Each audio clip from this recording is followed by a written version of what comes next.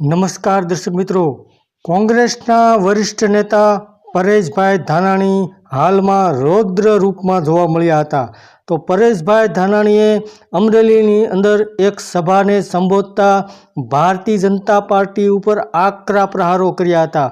અને જેઓ કોંગ્રેસ છોડીને ભારતીય જનતા પાર્ટીમાં ગયા છે તેના વિરુદ્ધ પણ આકરા પ્રહારો કર્યા હતા અને કહ્યું હતું કે જેઓને અમે ન સાચવી શક્યા તેને ભાજપવાળા શું સાચવવાના છે. આવી રીતે જેઓ કોંગ્રેસ છોડીને ભાજપમાં ગયા હતા તેના વિરુદ્ધ પરેશ ધાનાણીએ આકરા પ્રહારો કર્યા હતા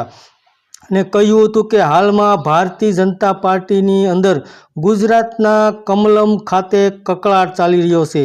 ગુજરાતમાં ભારતીય જનતા પાર્ટીની અંદર ખૂબ જ મોટા પ્રમાણમાં વિરોધ થઈ રહ્યો છે, કારણ કે આવનારી લોકસભાની ચૂંટણીમાં ભારતીય જનતા પાર્ટીની અંદર ભારતીય જનતા પાર્ટીના લોકલ નેતાઓ જેઓને ટિકિટ આપવામાં આવી છે તેને લઈને વિરોધ કરી રહ્યા છે. તો હાલમાં ગુજરાતના ભારતીય જનતા પાર્ટીના કમલમના કાર્યાલયો પર દાવાનળ સળગી રહ્યો છે અને પરેશ ધાનાણીએ પોતાના રૌદ્ર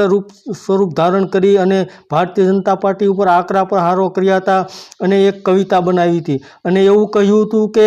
ભારતીય જનતા પાર્ટીના નેતાઓને હા પાડી અને હેઠા બેહાડી દીધા, જેમાં ભીખુસિંહને ભોંઠા પાડી દીધા, રંજનબેનને રડાવી દીધા, નારણભાઈ કાછડિયાની તો નાર ઢીલી કરી નાખી અને પોરબંદરમાં ધડુકના ઢોલ પીટી નાખ્યા અને રૂપાણીને રમતા મૂકી દીધા, મુંજપરાને મરડી નાખ્યા, ભારતીબેનને ભૂસી નાખ્યા અને કેસી તો બની ગયા દેશી અને છેલ્લે કહ્યું હતું કે મેહાણી કાકાને તો કાંટો કાઢી નાખ્યો. તો આવી રીતે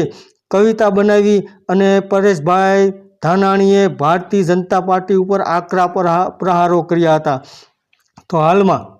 અમરેલીની એક સભામાં જેનીબેન ઠુમર માટે મત માગવા માટે એક સભાનું આયોજન થયું હતું, જેમાં પરેશભાઈ ધાનાણીએ ભારતીય જનતા પાર્ટી ઉપર આકરા પ્રહારો કર્યા હતા. ધન્યવાદ દર્શક મિત્રો.